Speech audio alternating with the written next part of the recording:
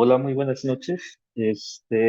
Bienvenidos a esta sesión mensual de actualización médica continua por parte de la Asociación Mexicana de Infectología y Microbiología Clínica. Soy el doctor Rodolfo Jiménez, infectólogo pediatra.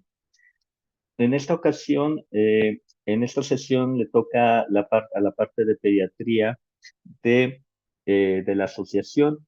En esta ocasión tenemos un tema que pues tiene que ver con la pandemia oculta que hemos estado viviendo durante todos estos años en relación a las infecciones por gram negativos multiresistentes en pediatría, que de esto poco se habla y que es una realidad que ya tenemos.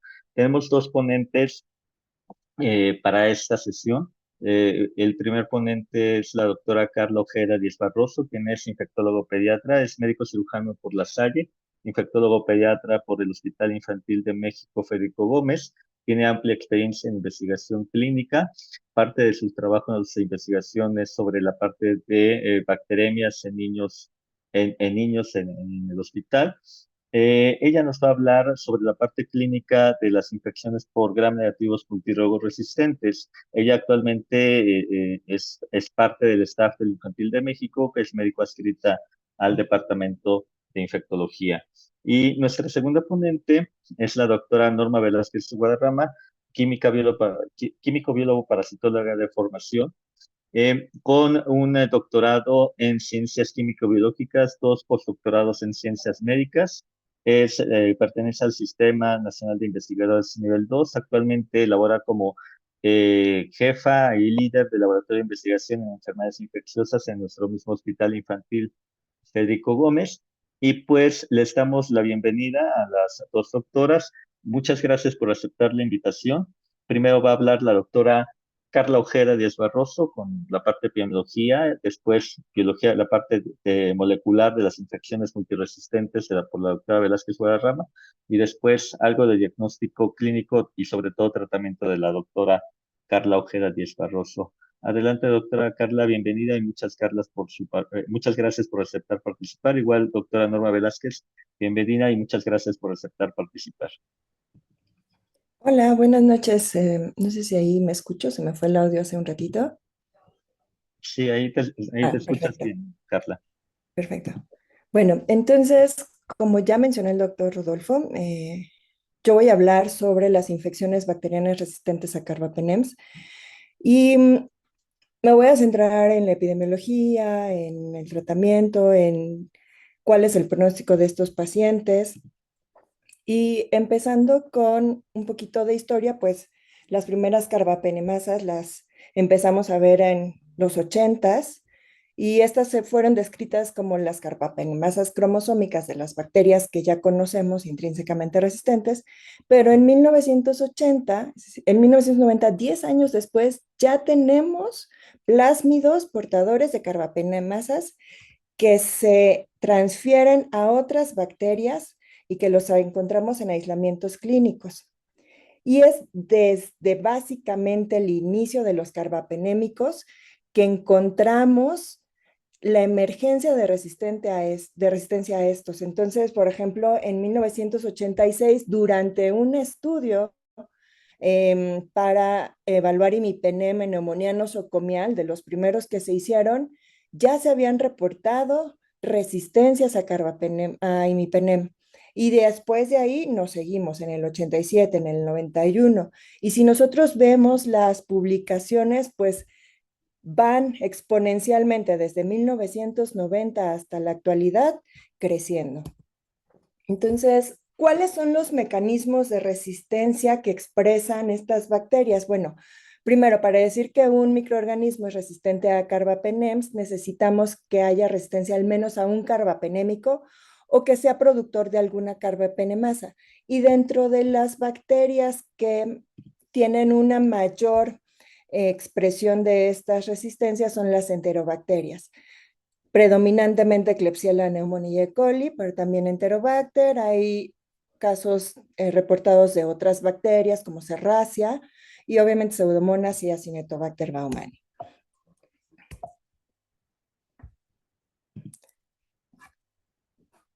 Ahora, las carbapenemasas no son los únicos mecanismos de resistencia que tenemos.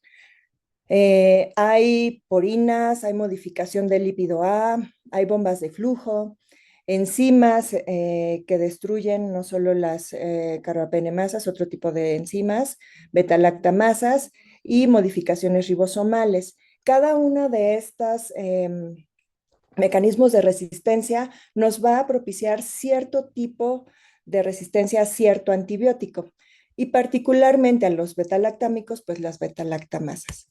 Ahora, algo importante es que no solo se transfiere en los plásmidos un solo tipo de resistencia. Es muy característico que algunos genes, algunos cromosomas que llevan los genes de carbapenemasas también llevan en sus genes otros mecanismos de resistencia. Entonces tenemos las resistencias cromosomales que después son transferidas por plásmidos, por ejemplo, las bombas de flujo van muy asociadas con la expresión de betalactamasas. Y hablando como tal de carbapenemasas, pues tenemos tres grandes grupos. De acuerdo a la clasificación de Ambler, las carbapenemasas tipo A, B y D, ¿no? La gran diferencia es el mecanismo de hidrólisis del carbapenem. Unos son por unión a la serina, otros mediante zinc, y cada uno tiene sus componentes, sus variantes más comunes. Entonces, en el grupo A, pues tenemos a las KPCs, que las conocemos todo el mundo. En el grupo B tenemos los NDM y los IMP, los BIM también, y en el grupo de los OXA. Y cada una de estas carbapenemasas tienen una mayor o menor expresión dependiendo de los agentes bacterianos de los que estemos hablando. Y también una mayor o menor expresión de resistencia a carbapenem, siendo que las KPCs en NDM son las que más tienen resistencia a carbapenémicos.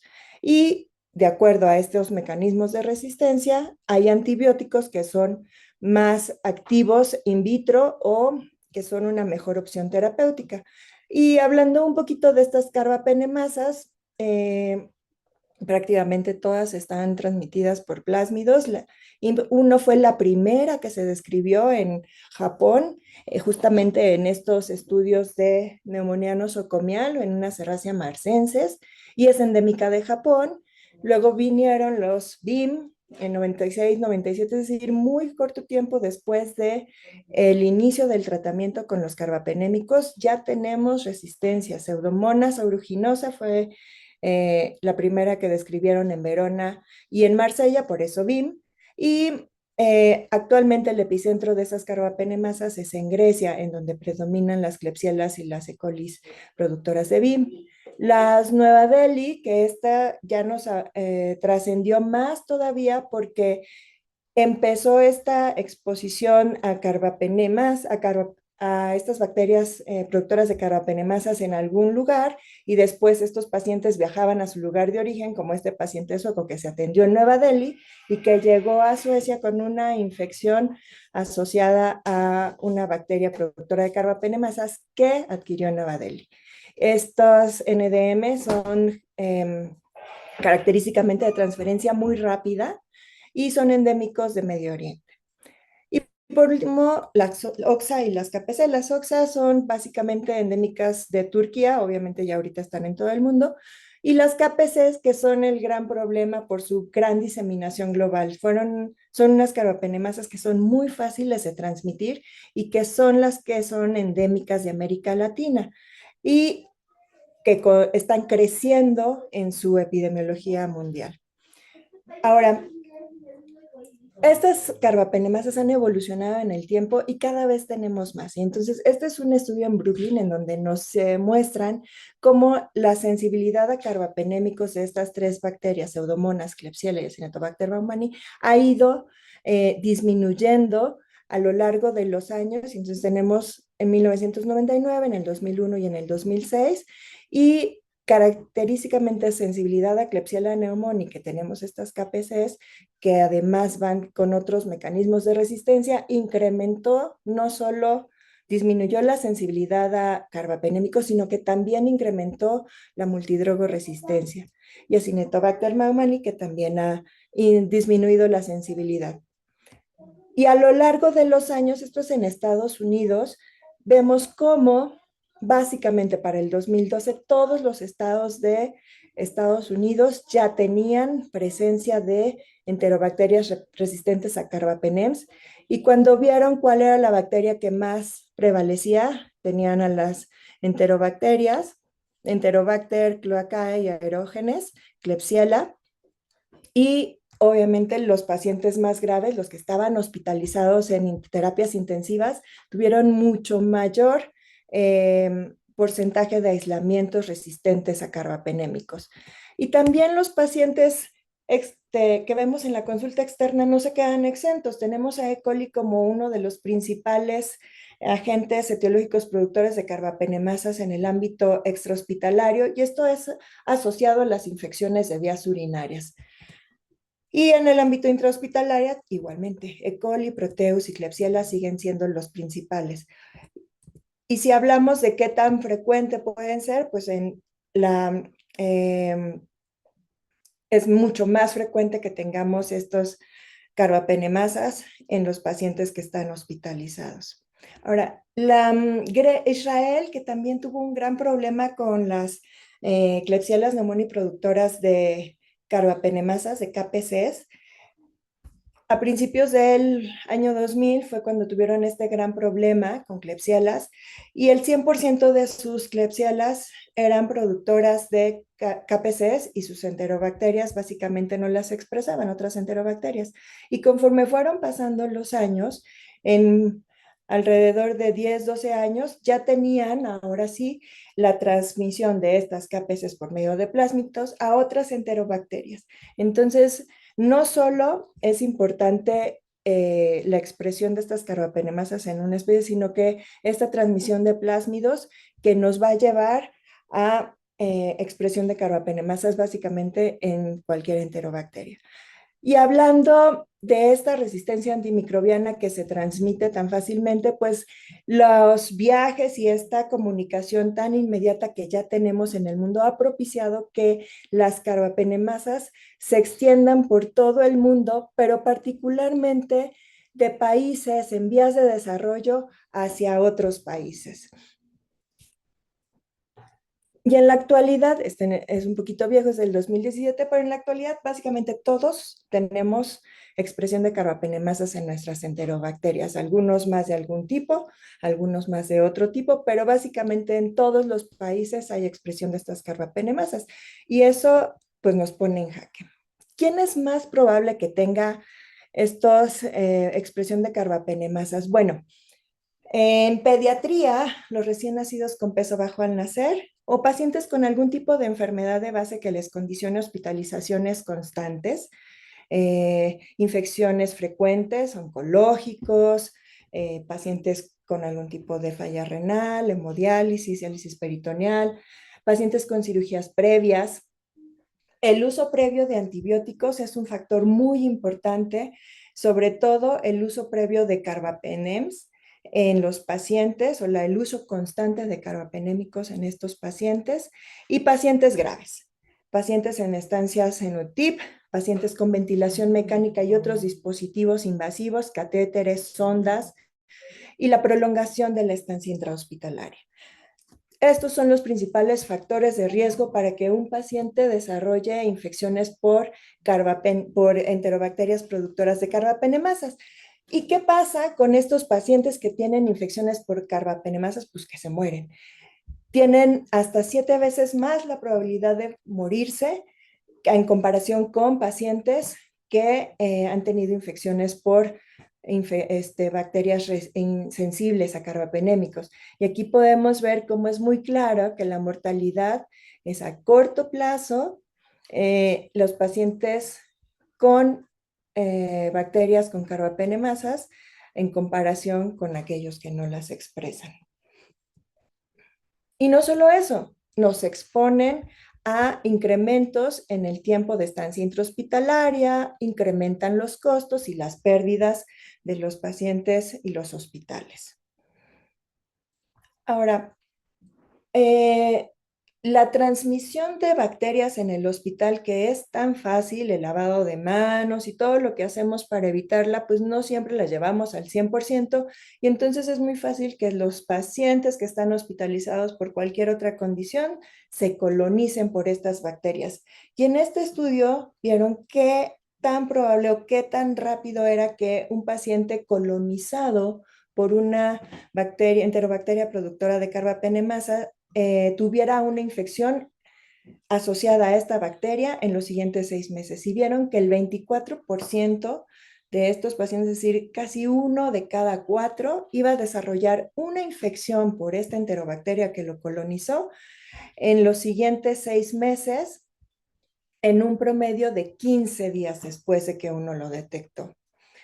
Y en el análisis multivariado encontraron que los factores de riesgo para que estos portadores desarrollaran alguna infección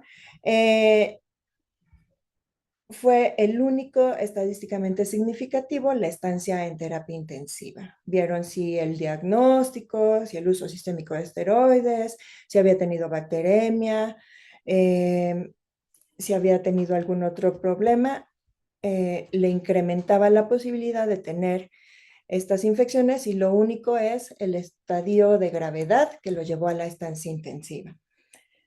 Bueno, ahora, en cuanto al tratamiento, básicamente cada año la ITSA nos está actualizando los tratamientos y nos ha dividido a los pacientes en dos grandes grupos, la infección del tracto urinario y los que tienen infección fuera del tracto urinario.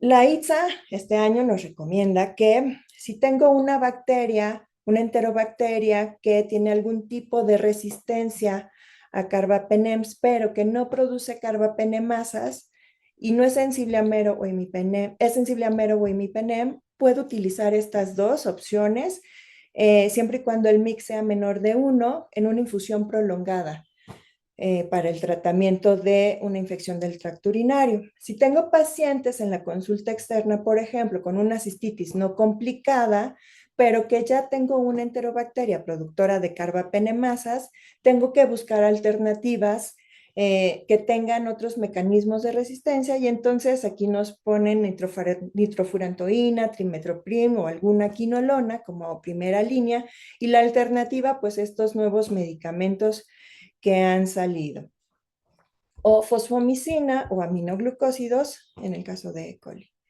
Y ya pacientes complicados que requieren tratamiento intravenoso o que requieren tienen cierto grado de complejidad, entonces, y que tienen bacterias productoras de carbapenemasas, igual, buscamos alternativas de otros mecanismos de resistencia, como trimetoprim o alguna quinolona, y en caso de ser resistentes, pues usamos alguno de estos nuevos antibióticos como alternativa. Tenemos los aminoglucósidos.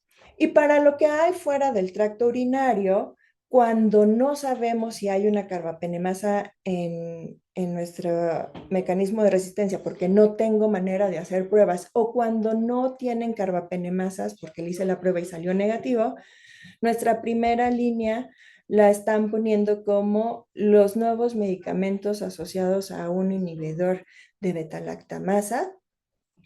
Y si tengo el antecedente de un paciente con cultivos productores de metalobeta-lactamasas o que ha viajado en el año previo a un país con alta prevalencia, pues también usar estos nuevos medicamentos, pero combinados, Sertavi combinado con Astronam o de plano Cefi de Aerocol.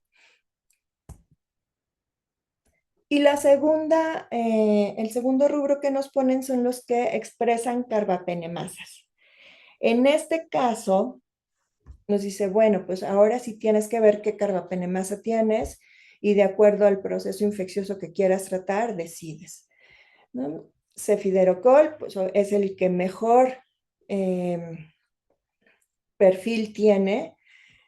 Lo podemos usar en estos tres indicaciones, que es como para lo que está aprobado. Y aquí podemos ver cómo las enterobacterias que expresan la Carbapenemasa Nueva Delhi, pues básicamente cefiderocol sería nuestra única alternativa, ¿no? El resto tiene por ahí algunas otras alternativas, pero las NDM son las más difíciles de tratar. Ahora, ¿qué pasa con los antibióticos que tenemos nosotros como colistina, por ejemplo, como tigecyclina? Porque pues no todos tenemos cefiderocol o ceftaavi en los primeros días como para iniciar tratamientos de forma oportuna y tenemos que irnos con opciones, ¿no?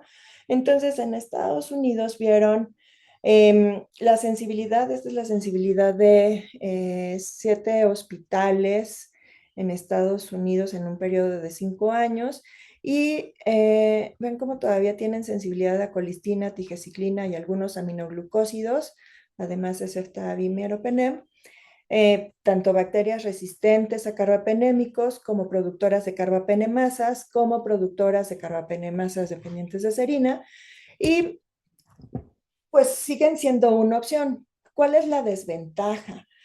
Pues bueno, utilizar colistina versus ceftazidima-avibactam, por ejemplo, es muy evidente cómo la mortalidad es mayor en los pacientes en los que iniciamos colistina de primera instancia y también los efectos adversos. Esto es falla renal o muerte, ¿no? Entonces, pacientes que murieron con falla renal, pacientes que murieron solo por el hecho de tener colistina.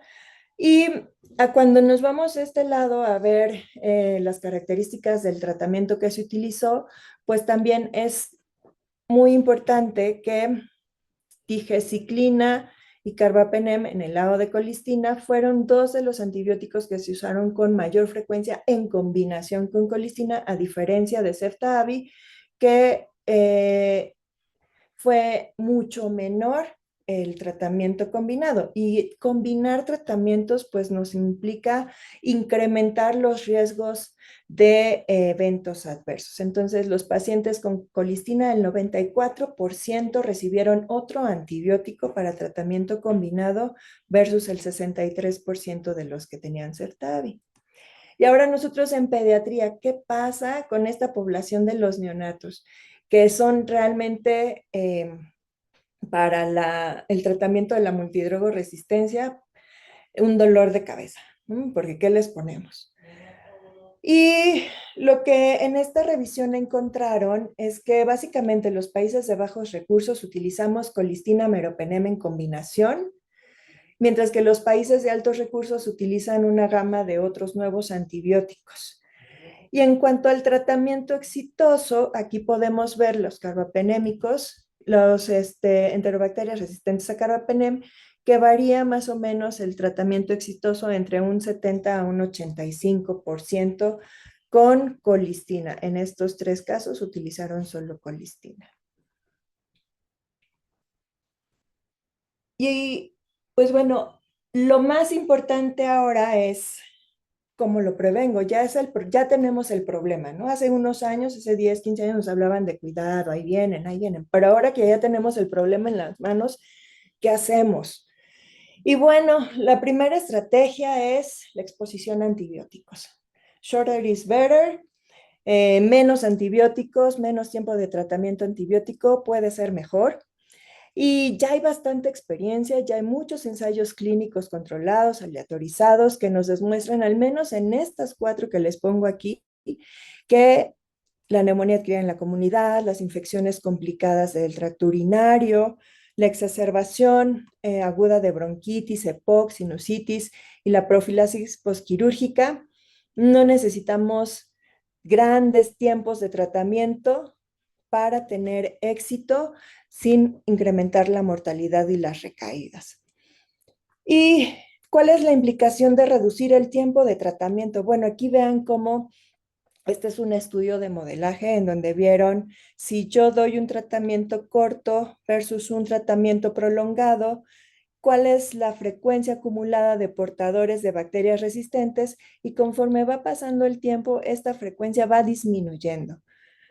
Esta es la suma acumulada de pacientes que son portadores de bacterias resistentes y el número de portadores de acuerdo a los días cuando compararon tratamiento antibiótico por 5 días versus tratamientos antibióticos por 15 días, también disminuye considerablemente el número de portadores de bacterias resistentes. Otra estrategia que también está implementando la OMS es el Global One Health, en donde todos somos una salud y esto implica la salud humana, la salud animal y el medio ambiente. Ya está bien descrito que la resistencia por dar antibióticos de amplio espectro a los animales se puede transmitir a los humanos. También el riego de plantas puede transmitir bacterias multidrogoresistencia. Y por último, lo que estamos, creo que todos nosotros trabajando es tratando de instaurar en nuestros hospitales el programa de vigilancia del uso de antimicrobianos. De alguna u otra forma, nos estamos metiendo en esta parte, tratando de incrementar apego a guías, recomendando tiempos más cortos de tratamiento. Además, un programa de vigilancia no solo nos ayuda a disminuir el uso de los antibióticos, sino que también nos ayuda a mejorar la exposición a antibióticos, disminuyendo la exposición de antibióticos inadecuados, inapropiados, indicaciones incorrectas. Esta supervisión también ayuda a incrementar el lavado de manos, disminuye los DDDs y los DOTS, disminuye costos y además nos incrementa el uso de antibióticos de la categoría A y disminuye el uso de antibióticos de la categoría WIR de la OMS, de este grupo AWARE. Entonces, en conclusión, porque creo que ya me pasé de mis 25, es evidente que estas infecciones por enterobacterias productoras de carbapenemasas van en incremento sostenido y que no se van a ir pronto. Y para nosotros como países con hospitales con recursos bastante limitados, pues es un reto. No siempre contamos con los tratamientos de elección y tenemos que ahí jugar con combinaciones que no siempre están descritas como las mejores.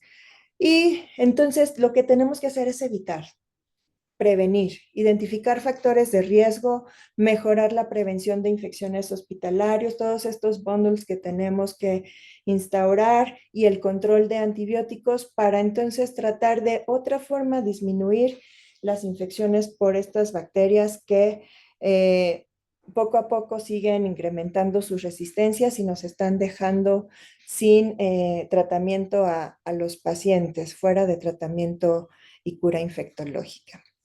No sé si hay alguna duda o si después se darán los comentarios. Gracias, doctora Carla.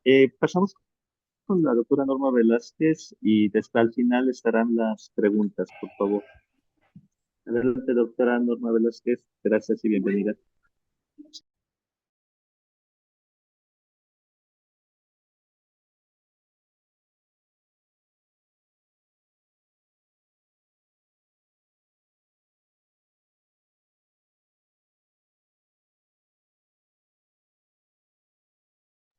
Perdón, quiero compartir y no de repente.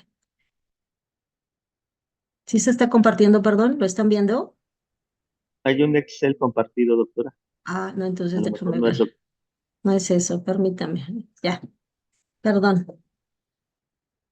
Me parece que ya está, ¿verdad?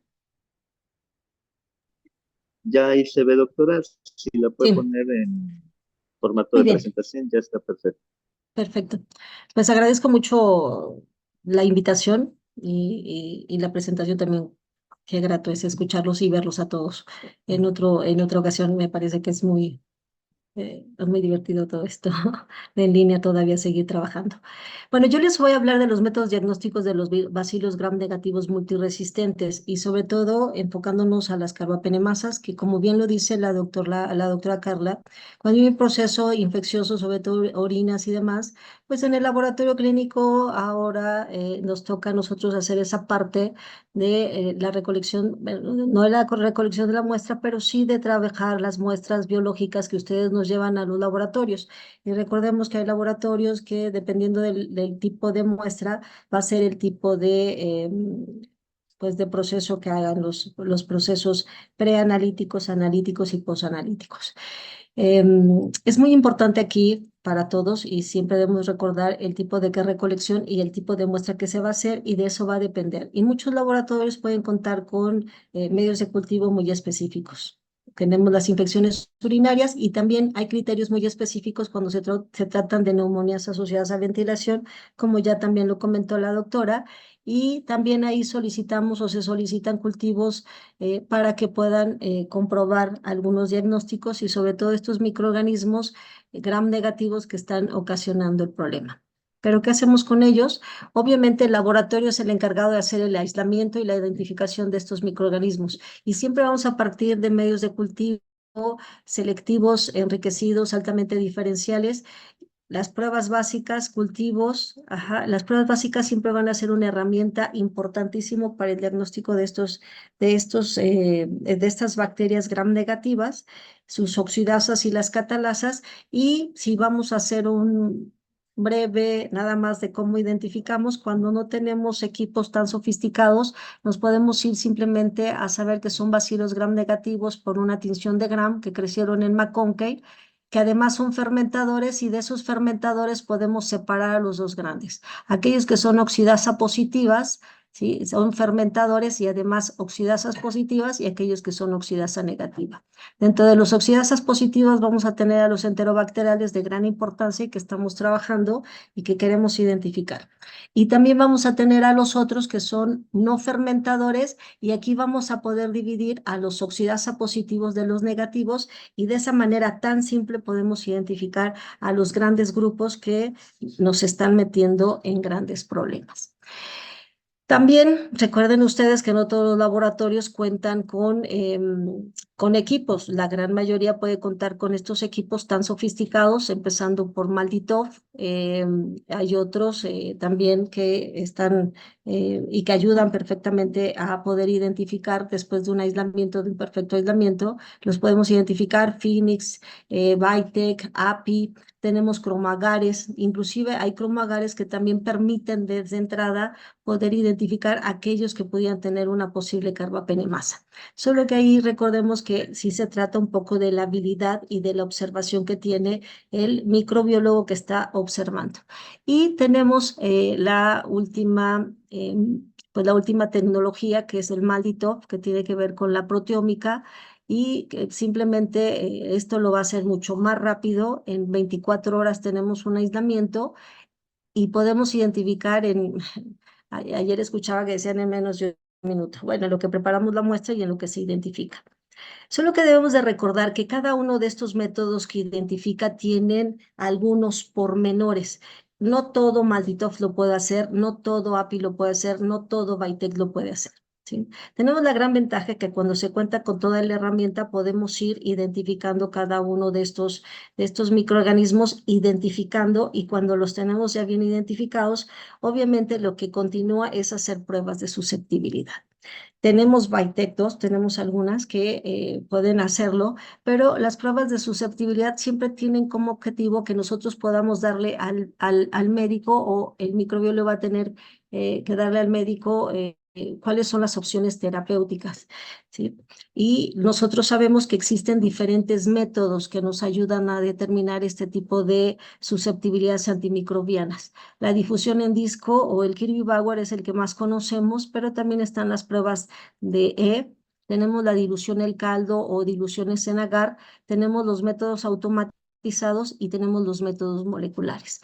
Cada una de ellas tiene sus objetivos para poder obtener, algunos son de tipo cualitativo y otros de tipo cuantitativo, pero nos llevan a buenos resultados cuando conjuntamos toda la tecnología con la que contemos. Recordemos que para hacer nuestras pruebas de susceptibilidad siempre debemos de contar con una normatividad.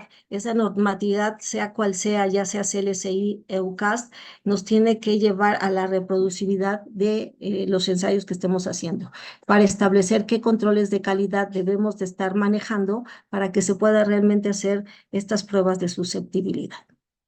Cuando tenemos los aislamientos clínicos, recordemos que siempre va a haber una forma de interpretarlo sensible, sensible, dosis dependiente, dependiendo del microorganismo, intermedio o resistente. Para algunos casos, recordemos que ya cuando son sensibles, dosis dependiente, inclusive ya mencionan por ahí algunas personas que valdría la pena saber si es decirlo sensible, dosis dependiente o ya no manejarlo. Aquí siempre es la interpretación del médico que está tratando el proceso infeccioso quien toma la decisión de hacer esta interpretación.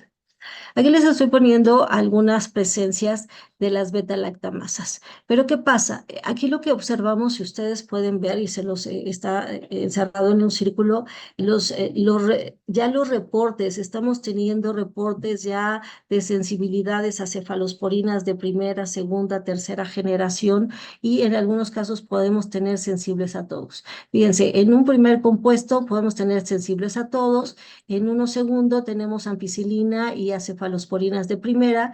Tenemos ya compuestos que pueden estar a todos, inclusive vamos a tener algunas otras cepas que podemos ya tener resistencias a piperacillina stazobactam.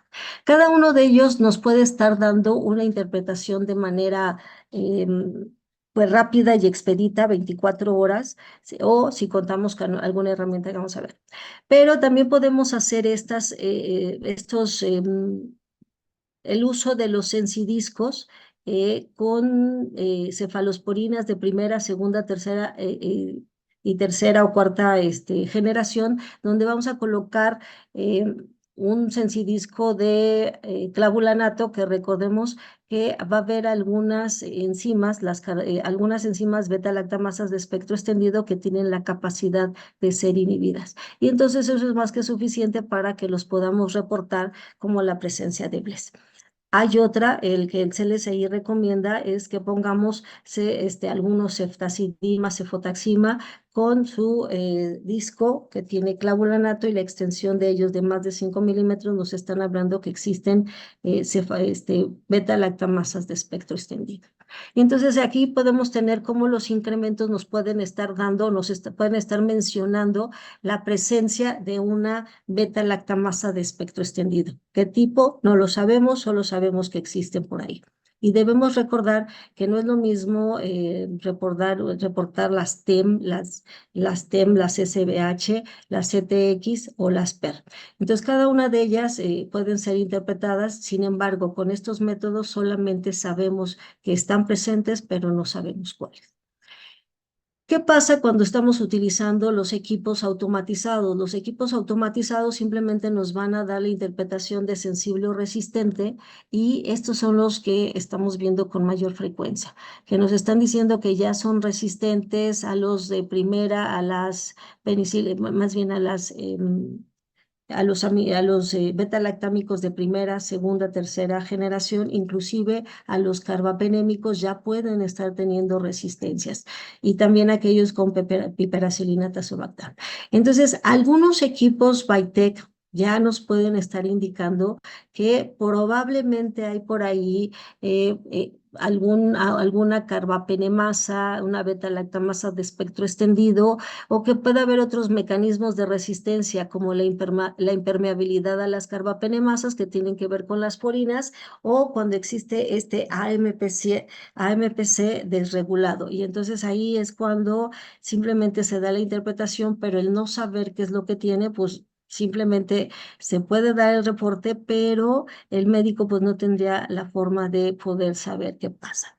Entonces, cuando surge este comunicado de la Organización Mundial de la Salud, donde nos dice que hay que guiar y promover a la investigación y el desarrollo de nuevos antibióticos, pues sí, esta es una prioridad de saber, pero también de saber cómo vamos a identificar estos microorganismos. Es decir, cómo vamos a identificar a las Acinetobacter, a las Pseudomonas, a las enterobacterales, cómo los vamos a saber si son carbapenémicos resistentes o no lo son. Y aquellas que son enterobacterales, además de productoras de beta-lactamasas, resistentes a los carbapenémicos. Y entonces el CLSI nos propone que hagamos métodos colorimétricos que son literalmente muy sencillos, solo hay que tener el reactivo. Estos métodos nos van a implicar simplemente tomar nuestra muestra y hacer una suspensión bacteriana de cada una de las Klebsielas, de las pseudomonas, de lo que tengamos ahí, y podemos determinar simplemente por un cambio de pH. Es decir, tiene un sustrato, este sustrato puede ser degradado por la enzima, ya sea beta-lactamasa que esté presente, y cuando se haga el viraje, sabemos nosotros que simplemente ahí ya hay una hidrólisis del carbapenemia. Entonces, esto es en apariencia muy sencillo. Sin embargo, cuando estamos hablando de las carbapenemasas, en las carbapenemasas nos dicen que cualquier variación, cuando se trata de beta-lactamasas de espectro extendido, sí tiene que dar el viraje perfecto. Pero cuando se trata de las carbapenemasas, nos dice que no, que cualquier tipo de variación es suficiente para considerar que ahí está presente. Sin embargo, nuestra experiencia no es tan fácil. Es decir, esas variaciones o esas pequeñas variaciones no siempre nos están indicando por ahí que existe una carbapenemasa. Existen otros métodos, obviamente estos métodos colorimétricos solamente nos dicen están presentes, pero no sabemos de qué se trata. Y debemos recordar que no es lo mismo reportar una carbapenemasa serina o una carbapenemasa metalo, ¿sí? Donde tiene un núcleo de zinc. ¿Por qué? Porque el tratamiento no va a ser el mismo, ¿no? Inclusive sabemos nosotros que cuando se tratan de serin carbapenemasas, tienen como mayor posibilidad de dar tratamientos, inclusive de estos tratamientos alternativos. Pero cuando ya se tratan de beta-lactamasas, pues ahí el problema para el tratamiento ya no es tan sencillo.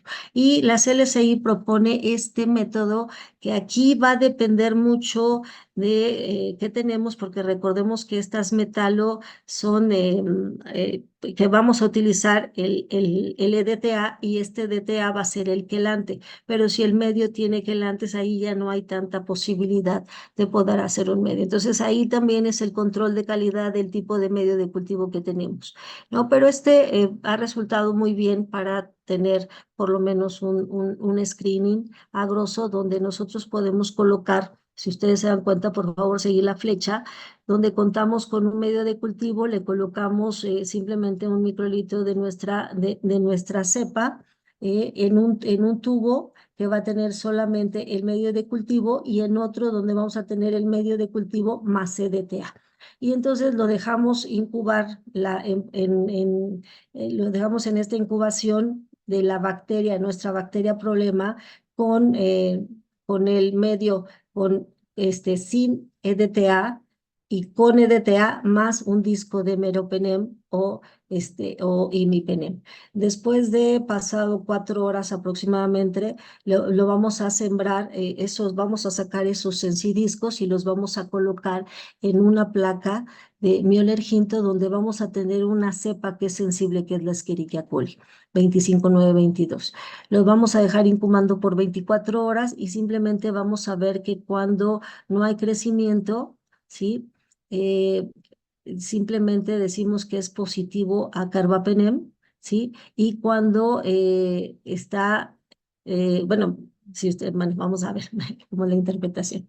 Cuando tenemos, cuando no existe un halo de inhibición, nosotros podemos decir que existe una carbapenemasa de tipo serin, pero cuando existe un halo de inhibición, podemos decir, cuando está presente el EDTA, podemos decir que hay una carbapenemasa, pero que su naturaleza es metalo, beta-lactamasa. Entonces, esto nos da pues algo mucho más cercano a lo que podemos hacer. Y una vez que tengamos estos resultados, nos podemos ir con el Carbafine, y que el Carbafine, digo, ha resultado como muy eficiente, perdón por ¿cómo le llaman? Por el comercial, pero me parece que existen varias marcas, no lo sé de ciencia cierta, pero nos ha podido permitir evaluar o identificar de manera pronta y expedita serin, carbapenemasas o metalactamasas, sobre todo las más frecuentes. Entonces, pareciera ser que todo esto nos puede ayudar de manera pronta a identificar algunas imipenemasas o carbapenemasas que pueden estar presentes en nuestros aislamientos. ¿sí? Entonces, hay otros como el Vitec Advance que sí nos están dando aquí la presencia de la carbapenemasa, pero también les puede decir que puede estar implicado métodos como la impermeabilidad, es decir, las porinas, o otros como el Phoenix me parece que nos puede estar indicando que son productores de carbapenemasas y ya inclusive nos pueden decir la clase 2. ¿Ok? Hay otros que están, me parece que introduciendo, inclusive me parece que están manejando más tarjetas o intentando manejar más tarjetas para que puedan ser identificados a partir de estos nuevos equipos para que podamos identificarlas de manera más rápida o que el laboratorio pueda identificarlas de manera más rápida y más expedita, ¿sí? Pero como ustedes ven, el sí y el no está presente en muchos de ellos dependiendo de la marca, donde pueden observarse si está presente ya en sus tarjetas ceftalozano tazobactam, ceftazidima bivactam y los nuevos. Pero también, como bien lo decía la doctora Carla, no todos contamos nosotros de qué serviría contar con algunos de ellos o de estos si en realidad no lo contamos o no lo podemos reportar porque simplemente no se cuenta con ello. Finalmente, la parte de la biología molecular viene a resolver algunos asuntos también, pero aunque por desgracia no todos los laboratorios lo tienen, es la forma más rápida de que pues, nosotros podamos extraer el DNA de cada uno de los cultivos e identificar a través de PCRs punto final, ¿sí? Utilizando oligonucleótidos específicos para los genes TEM, SHB, CTM, o PER, podemos identificar realmente cuáles son o cuál es la beta-lactamasa que se encuentra en nuestro aislado y debemos recordar que no siempre solo es uno, sino pueden ser combinaciones de varios de ellos los que nos están dando. Hay otras PCRs que también nos deben de identificar, son PCRs ya múltiples, donde recordemos el caso de las Klebsielas. Malditov nos puede decir que es una Klebsiella y nos la reporta como neumonía, pero recordemos que hay un 5% de ellas que no identifica como varícola y que es necesario forzosamente hacer una PCR para discernir entre ellas dos si es verdaderamente Klebsiella neumonía o es una varícola o una cuasi neumonía. Y por desgracia eso no lo está haciendo, no lo está logrando. Y de la misma manera podemos hacer al mismo tiempo la identificación del género y la especie y además de la presencia de estas beta-lactamasas de espectro extendido. Eso es algo muy frecuente y muy común. Y ahorita les voy a platicar algunos resultados que nosotros hemos tenido. Esto, perdón por lo cargado de la transparencia, bueno, de la diapositiva. Y yo nada más quiero que sigan la flecha y vean cómo están aquí. Todavía tenemos nosotros son casos de cepas aisladas en el Hospital Infantil de México. Estos son hemocultivos y lo que nos estamos dando cuenta es que hay pocas todavía, tenemos pocas resistentes a los carbapenémicos. Sí tenemos y contamos todavía con ya con resistencias y con la presencia de beta-lactamasas de espectro extendido. Inclusive por ahí la doctora Verónica Jiménez puso un artículo muy interesante sobre cuáles son las beta-lactamasas de espectro extendido con mayor frecuencia que se tienen en el hospital y sobre todo en casos de neonatos en portadores. ¿Qué es lo que se ha hecho también nosotros? Nosotros hacemos y lo hemos trabajado más con Pseudomonas aeruginosa. Nuestro problema real en Pseudomonas aeruginosa es la que podemos estar encontrando de mayor frecuencia en caso de brotes o en caso de pacientes que tienen pues este microorganismo. Y aquí nos metemos en un grave problema porque cuando se inicia el proyecto de trabajar a la Pseudomonas aeruginosa no reportábamos tantas carbapenemasas, más bien reportábamos la resistencia a los beta-lactámicos mediadas por bombas, pero no por carbapenemasas. Pero esto ha ido cambiando poco a poco y ha ido surgiendo algunas cepas. También ayudamos y aquí en el 20 de noviembre ayudamos a identificar una Pseudomonas aeruginosa en un paciente que esta Pseudomonas era multidrogo resistente y que además presentaba aquí estaba presente una carbapenemasa que aquí dice que no estaba identificado, pero logramos identificarlo porque no estaba identificada no se pudo hacer por el carbatest, pero lo pudimos identificar por biología molecular. Este es el caso, rápidamente les voy a platicar el caso de un brote que se dio sobre Pseudomonas aeruginosa y vean, esta es la realidad de las cepas que nosotros llegamos a aislar. Es decir, si ustedes ven, en el caso de Klebsiella había más verdes que rojos, pero en el caso de Pseudomonas tenemos más rojos que verdes. Y aquí es un verdadero problema porque pareciera ser que una de nuestras opciones va a ser Astronam, pero el grave problema que tenemos con Astronam es que no está en México, ¿sí? Cuando vimos la relación clonal, nos dimos cuenta de que había como grupos de pseudomonas dispersas, ¿no? Veamos, los campos cruzados nos permiten saber a través de la presencia y ausencia de bandas y el corrimiento que tienen estas, ver si están relacionadas clonalmente o no. Y entonces esto fue muy interesante porque pareciera ser que estaban hechas de un brote. Pero esto nos permitió ver no solamente qué tanta relación clonal teníamos, sino además pudimos nosotros identificarlas en todo el grupo de pseudomonas que ya habíamos ido identificando a lo largo de más de 10 años y nosotros pudimos identificar que esta cepa, esta ST233, pertenece a un complejo clonal y esta cepa es una cepa que se está diseminando a nivel mundial. Bien decía la doctora Carla, que no solamente es identificar al microorganismo, sino saber cuál es el origen, y en estos orígenes que tenemos es una cepa que se le conoce como una cepa de riesgo epidémico. Esta cepa, curiosamente, si se dan cuenta, esta 1725 tiene clonas alrededor y están relacionadas clonalmente. Esta estuvo por mucho tiempo en el hospital y parecía que era nuestra cepa o nuestra clona nativa. Sí, pero esta 233 poco a poco está desplazando a esta 1725 con más variantes, pero la característica que tiene esta 233 está expuesta aquí con una crucecita, estas todas son sus variantes, ya tienen una carbapenemasa. Y eso es algo grave. También tenemos otra cepa de riesgo epidémico, que es la 235. Esta 235 está asociada a eventos de muerte en nuestros pacientes y también a nivel mundial se ha reportado como una cepa que predispone a mayores, a posibilidad de eventos de tipo fatal. Entonces, el hecho de hacer este tipo de estudios no solamente nos permite identificar qué tipo de microorganismo es, qué tipo de susceptibilidad y qué tipo de beta-lactamasas o carbapenemasas están presentes o inclusive otros mecanismos de resistencia, sino también nos permite saber cómo son nuestras clonas circulantes y cómo se comportan. Cuando hicimos la secuenciación masiva, obviamente nos sorprendimos porque pues es obvio que todos estos, aunque tengamos biología molecular, pues no podemos meter toda la información que nos puede dar una secuenciación masiva.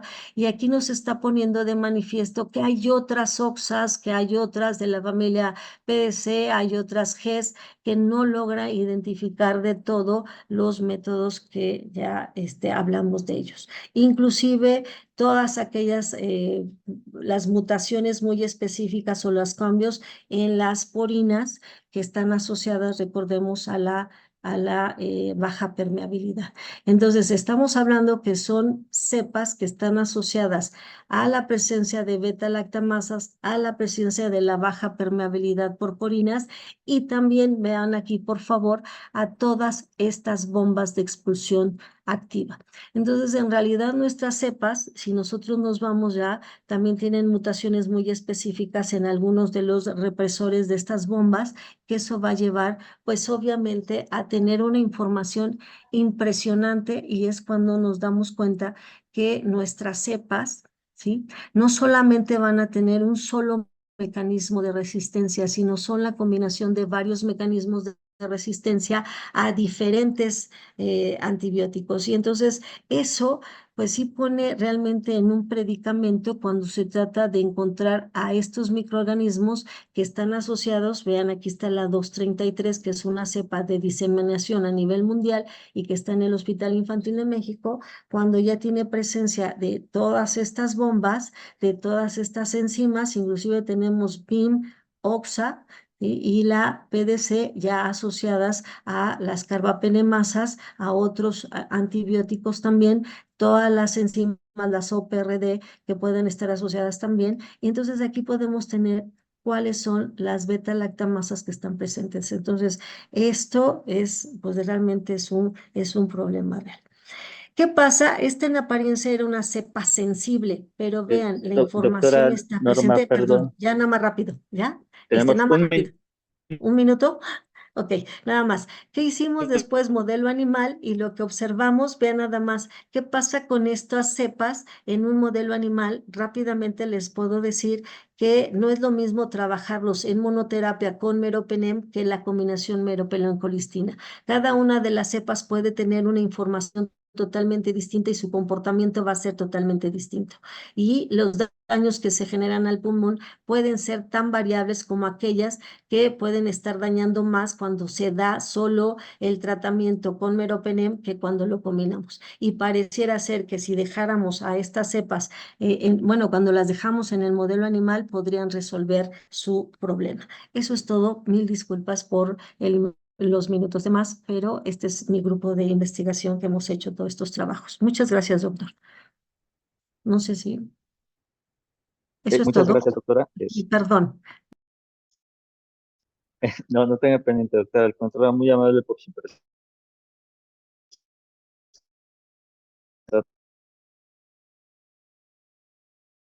Dejo de compartir, perdón. Ya. La única pregunta es ahorita, y para las dos, ¿cuál es, cuál es el mecanismo qué debe, en una cepa de un paciente en el que sospechamos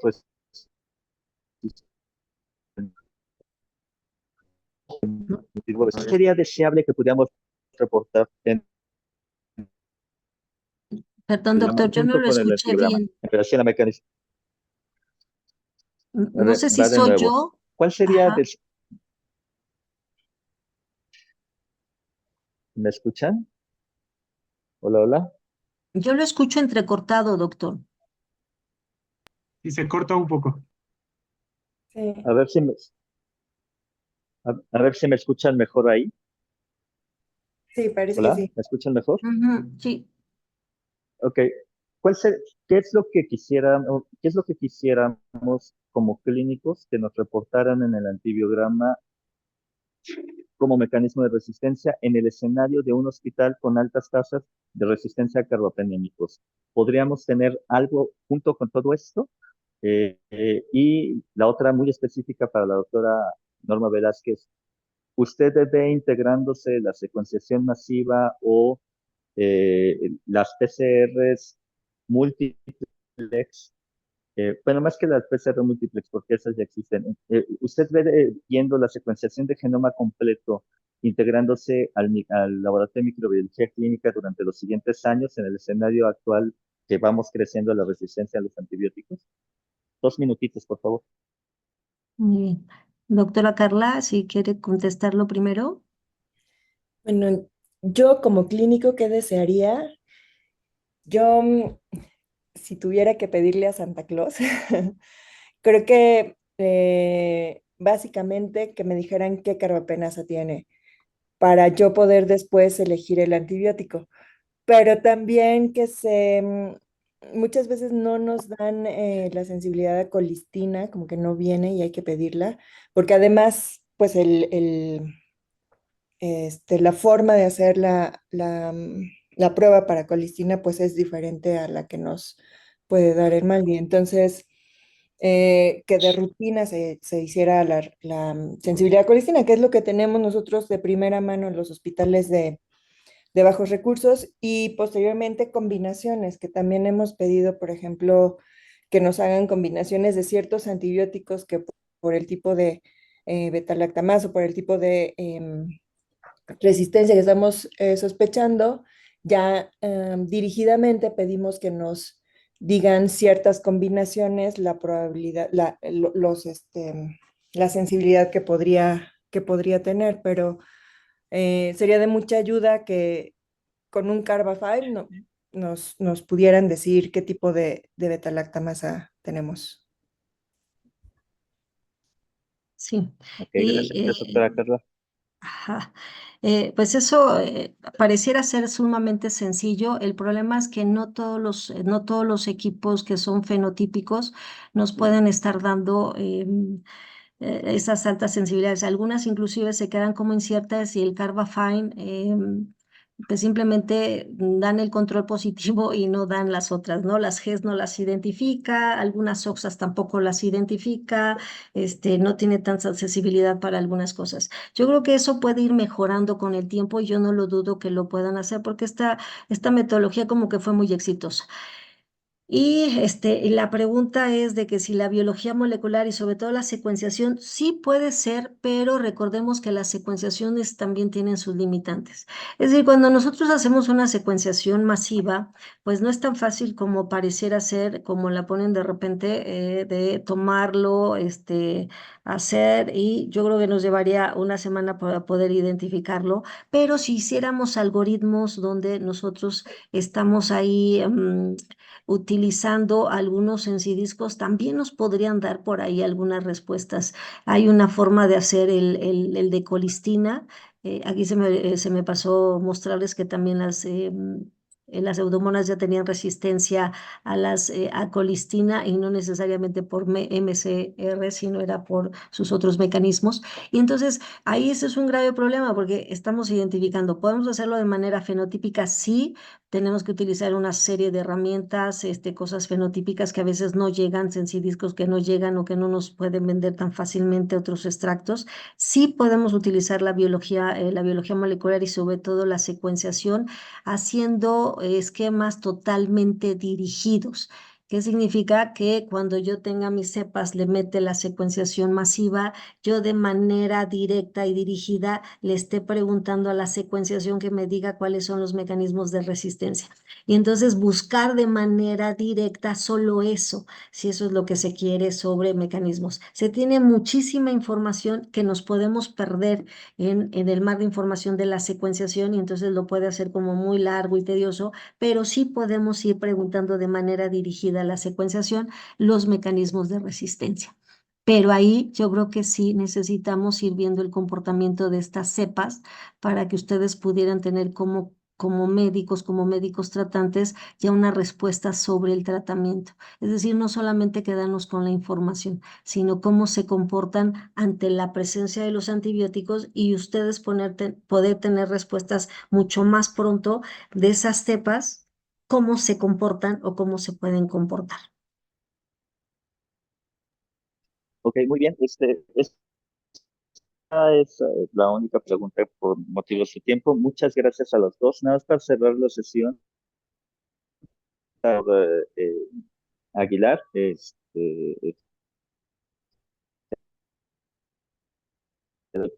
problemas crecientes. Y creo que sí, creo que tenemos que hacer una invitación. Yo soy un convencido de que el infectólogo tiene que mejorar en su papel como educador, no solamente hacia los infectólogos, sino sobre todo salirnos de nuestro gremio y estar educando a otros médicos prescriptores de antibióticos para poder frenar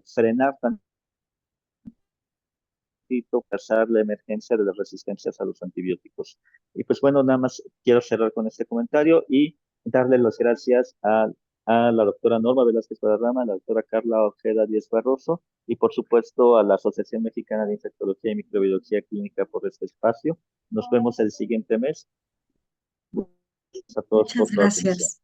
Buenas noches. Muchas gracias. Buenas noches a todos. Saludos. Buenas noches. Hasta luego.